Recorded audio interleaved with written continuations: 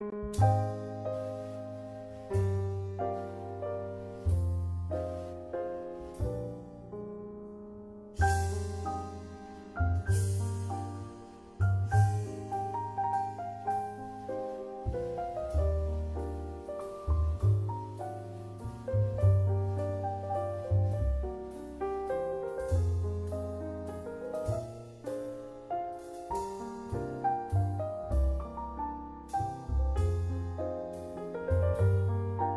kā jūs izdomājāt kļūt par mākslinieku? Vai tā bija kaut kāda no bērnības, kāda aizraušanās vai vēlāk? Ziniet, ļoti interesanti.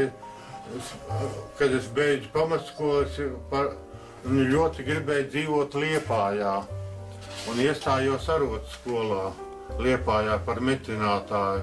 Bet drīz es sapratu, ka tas nav mans īstais ceļš, un es atbraucu atpakaļ mājās pēc gada, divgadīgā tā bija arotskola, otro gadu es nemācījos, un tad viens no vecākiem brāļiem man ieminējās, ka es pamatskolā esot labi zīmējis, kāpēc es negribu mākslas vidusskolā mācīties. Man bija bail ļoti no eksāmeniem, bet līdz ar to es, kā maistro, ar vismazāko otiņu, un tā kā es biju izdomājis, aizbraucu uz eksāmeniem un izrādījās, tur bija daudz spēcīgāki zēni, jaunieši, meitenes un zēni, kas pēc manas iztēles it kā nepareizi, ja, bet viņiem iznāca daudz labāk viss tas eksāmenos. Es nezinu, kas to lomu nospēlē, ka mani tomēr uzņēma tur. Man tikai ieteica no dekoratoriem pāriet uz kokteilniekiem, jo tur nebija konkursa. Un tā es arī iekļuvu kokteilniecības nodaļā, Lietišķās mākslas vidusskolā. Un pēc vidusskolas es domāju, ka es esmu visu sasniedzis, ka man vairāk neko arī nevajag.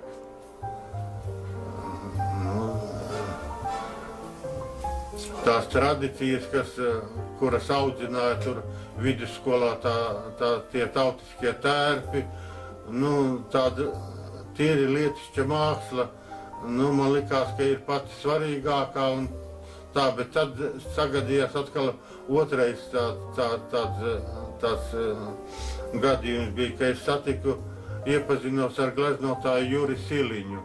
Un es ļoti gribēju iemācīties tā, kā viņš glezno. Man ļoti patika viņa gleznas. Un tad es 4 gadus stājos Mākslas akadēmijā, kamēr iestājos.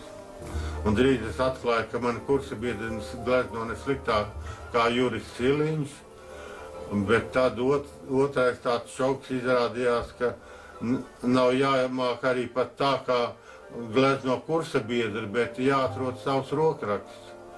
Jā, un man diezgan beidīgā, man 3. kursā vienreiz tikai teicam atzīme bija, tai pusgadā.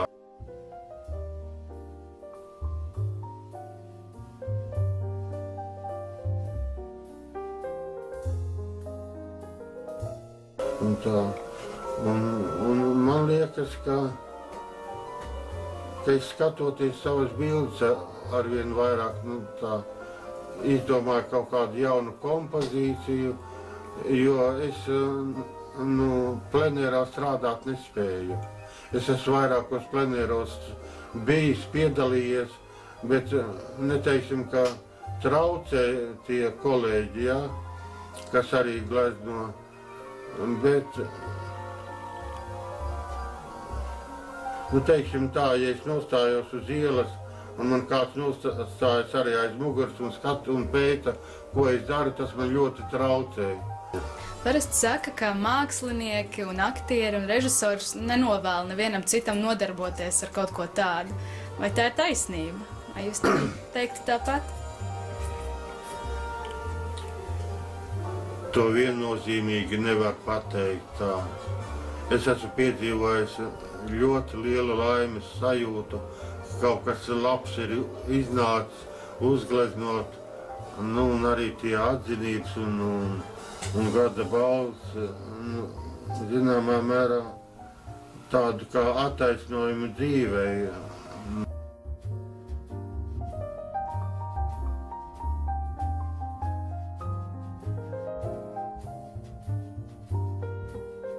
Saka, ka mūsdienās jau jebkurš varot kļūt par mākslinieku. Kā ir īsti?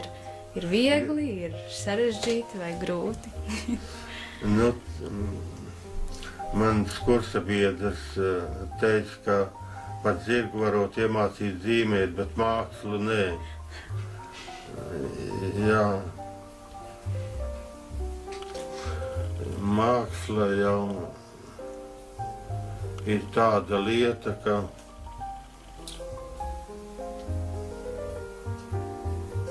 to tiešām nevar iemācīt.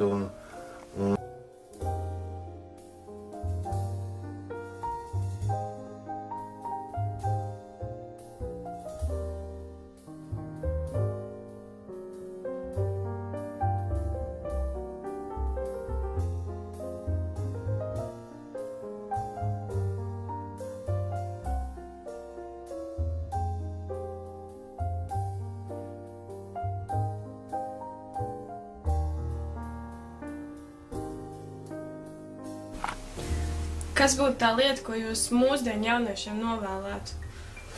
Nu, mēs esam atšķirīgi no tiem laikiem, kad jūs bijāt jauni. Arī, man liekas, pasaule ir mainījusies un intereses, bet, nu, ko jūs pats no sevis tā kā novēlētu?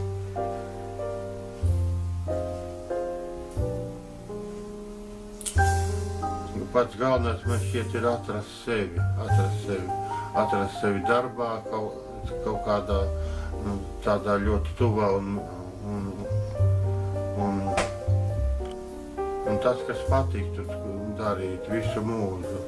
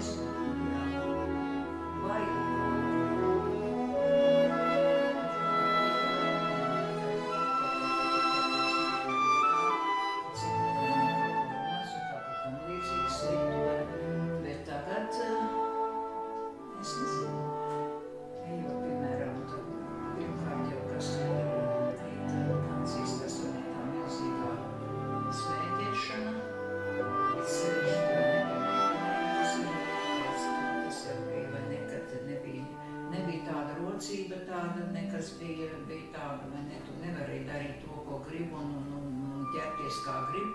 Tur bija forma, un tev bija jāiet, bet tāpat tagad jau tiešām, ka paskatās reizēm, es tas ir ko tu varēji teikt, tu vispār ciet ja cilvēkam nebūs pilnīgi nekāda interese, tad man liekas, viņi nepiespiedīs neko darīt. Tad cilvēks var redzēt, ka viņam ir interese, viņš strādā varbūt ko viņam lietu darīt ar visu sirdi, un no tā var iznāks kaut kas. Bet ja tur tikai pieskrienot, tad tā ir. Iedomājies, ka manam bērnam jābūt dziedātājiem, kaut kā tam līdzīgi, jo viņš nevarēs padziedāt, bet ja tas vecāks viņam spiedies to darīt, atkal nekas nebūs. Nu, tādā ziņā varbūt būtu arī tā kā nevar neko uzspiest. Nu, ieteikt var, ieinteresēt var, ja būs interese. Bet nav teikts, ka viņam ko tur liks, nu tā viņam varbūt tā interese. Vecāki, piemēram, bija tā, ka vecāki, var teikt, citreiz pateica jūsu vietā, ko jūs darīsiet? Nu, reiz kā mamma teica, man ir liekas, kā stelēs un āšas, man teica, saudē nebūšu nekad. Nu jā, nu un tagad, tomēr, kad es jūtu, vai ne, kad es darīšu to, nu tad jau mamma bija jāsaka tā, jau veca un slima. Un tad, kad man īsti interesi radās, vai ne, tad bija nožēla.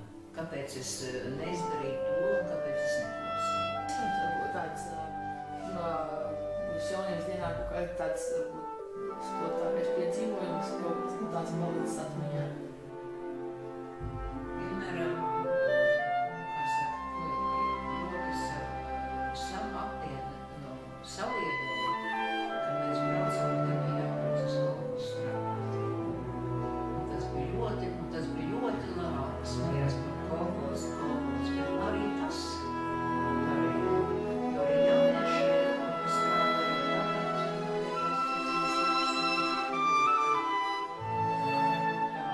Nu, ja jūs varat cīnāties savu jaunību mūsdienās, vai kā jums bija?